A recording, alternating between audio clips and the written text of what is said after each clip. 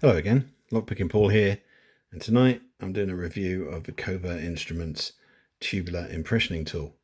And I've been pondering buying one of these for a while.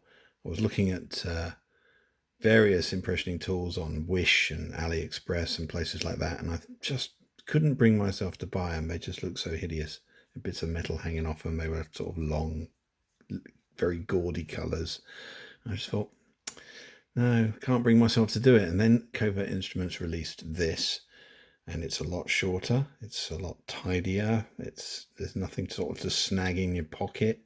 It really is a very, very neat and simple tool.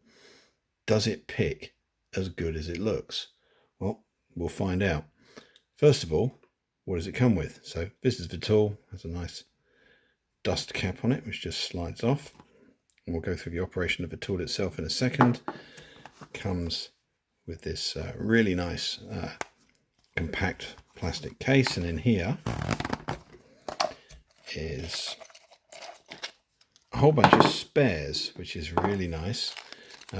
They've got spare O-rings, compression rings, picking tips, an Allen key in there. There's a pointy tool for getting the tensioning rods out of the nose of the lock, which we will go into in a minute. The tensioning rods do feature quite heavily in this video, but not for the reasons you might think. I have bent one of these already.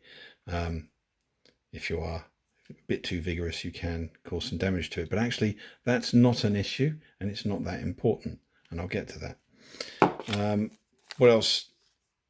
It literally has everything you could break on this is in this packet, and there's several of them, which is not just a great user benefit, but it's also Covert Instruments being very smart about basically minimizing support issues with their tool. If you supply it with spares and someone breaks or loses something, great, you don't have to send them something. So I think that's just smart thinking on their part.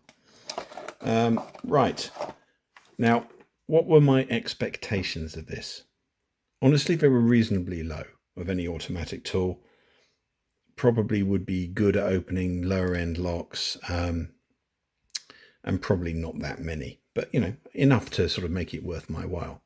I've got quite a lot of tubular locks, so I've basically tried it in every single one of them. So what do we got? This is box number 1, box number 2. Zoom out. And these two here. The stuff on the left is everything it will open. The stuff on the right is everything it won't open. The one fundamental rule I seem to have found is if this will actually go in the keyway, then it will probably open the lock. I don't think I've got any locks where this fits in but doesn't open the lock. Some are harder than others to open, and they require a bit more jiggery pokery with the tool itself and the compression collar, but if it goes in, I get them open. And what are the kind of things that are stopping us getting these open? These are the ones on the right here open. So this one here, this was a bit of a surprise. This is which one is this? This is an Ace 2. It won't open an Ace 2 because it doesn't physically fit in the slot of an Ace 2. Well, if it can't go in, it can't open it. I've got an old Ace Flex here, which is a fabulous tubular lock, and I will do a video on this because it has such a unique mechanism. This is repinnable. It's very cool. Anyway, it won't physically go in that one.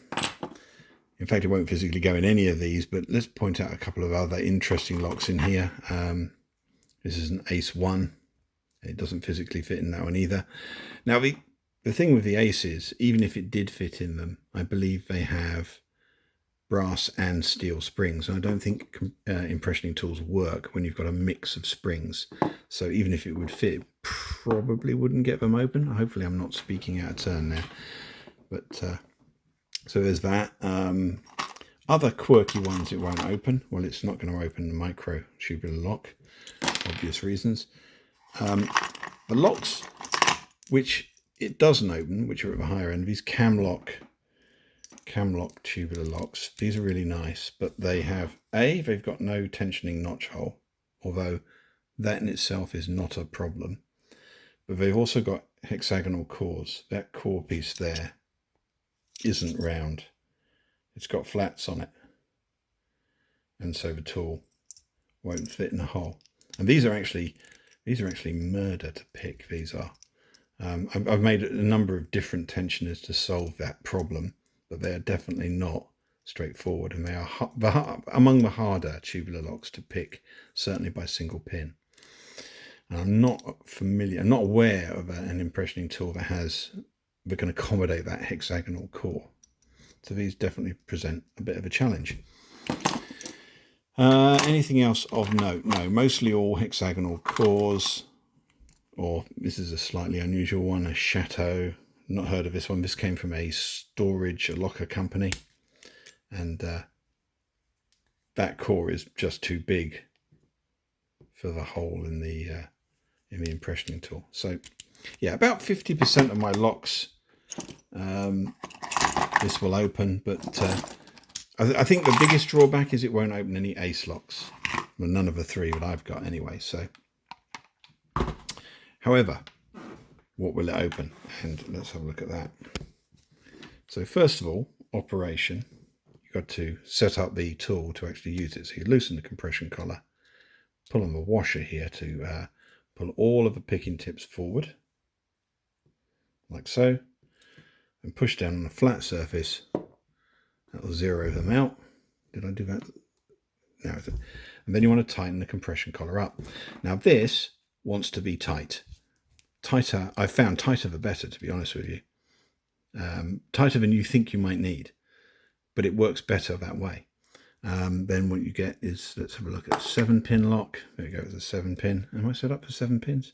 Hopefully. Right.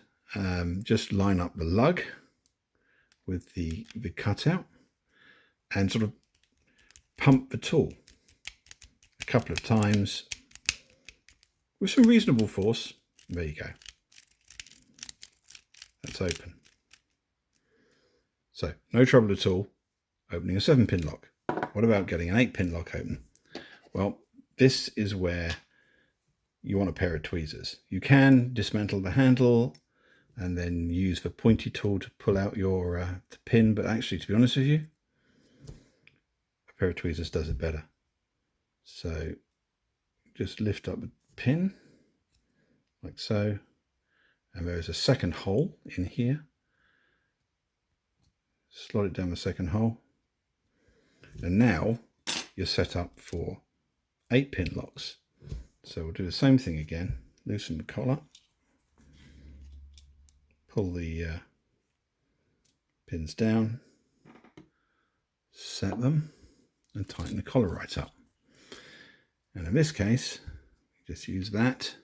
This is an 8-pin cam lock, and again another good lock. It's not junk. Pop that in there like so. Pump the lock a few times. This one takes a bit more to get open.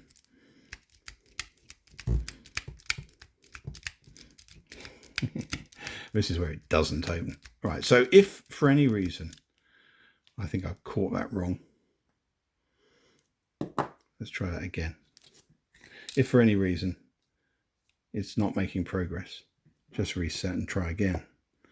There's a bit of experimentation, or maybe I didn't tighten the collar up enough. We really do want some tightening. Let's try again.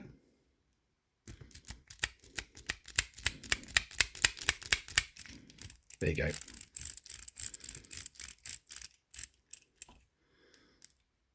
This one just needed a bit more force.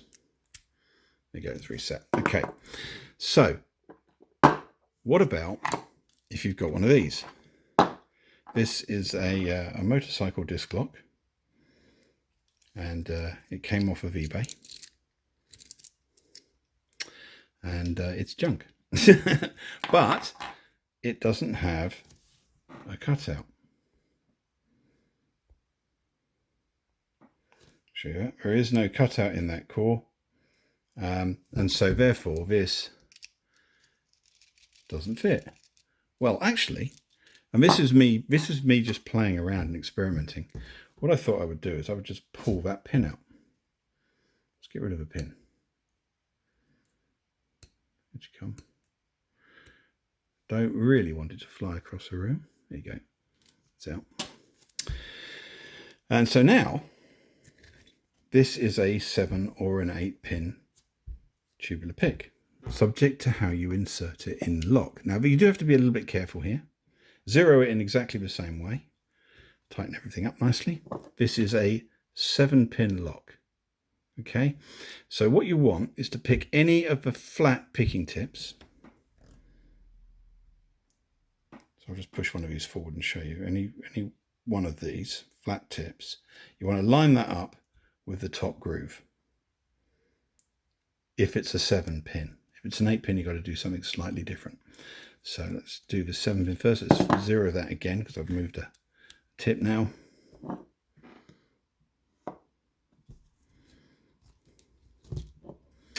Right, we'll just pick any flat. Okay, and I'll just, we'll go at it. See how we get this open. Oh, there you go. Yeah, so seriously, do not buy your motorcycle security on eBay because it's garbage. Right, another thing, this is a slightly better lock. This is a motorcycle alarm lock. It was one of my students on my security course gave this to me, and it was going off and bugging the heck out of everybody. It's another 7-pin lock, and he donated it to science. So the question is, can I open this without waking everyone in the house? Well, that's a good question. We'll find out. Right, let's arm this. Right. So, set up for 7-pin. There you go. Don't buy your motorcycle security on eBay. So yeah, that just fell open. I heartedly recommend this. I absolutely love this tool. It's a bag load of fun and it works really, really well. It's very simple. But the real trick with this, use lots of compression, and you really don't need the pins. By the way, if I was picking an 8-pin lock with without the tensioning bar in, instead of lining up one of the flats, you line up one of the angles. So let's show you that. So those are the flats. At the top there you can see the flat, and you would just line it up with any pointy bit if it was an 8-pin lock, and you don't need the tensioning peg in there at all. So long as you just make sure it lines up fine, it'll work fine. So there you go, a review of the Covert Instruments tubular impressioning tool, and I think it's worth the money. All right, enjoy your tubular picking. Cheers.